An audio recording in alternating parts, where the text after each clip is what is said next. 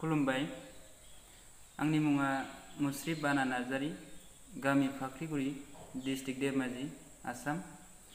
गिबियावनो गोदान बोसोर रंजालि बैसागुनि गाहाम हामलायनायखौ खन्थाइ बिबार हानजानि गाहाय दैदेनगिरि, लोगो दैदेनगिरि गासैनिसिमबो जासिहरनाय जाबाय।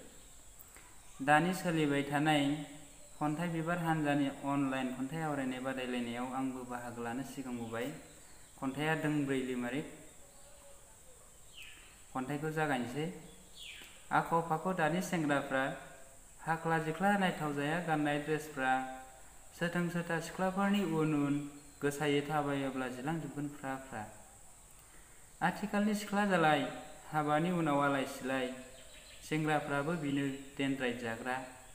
खानायफ्रा नायथावजाया जायफ्राफ्रा, गोदोनि सुबुंफ्रा बुंसै आय'। गाज्रि होननानै बुंजाया एसेबो नांथों नांथों, बुङोब्ला बुंफिनगोन मा बुङो बुंबाय थाथों।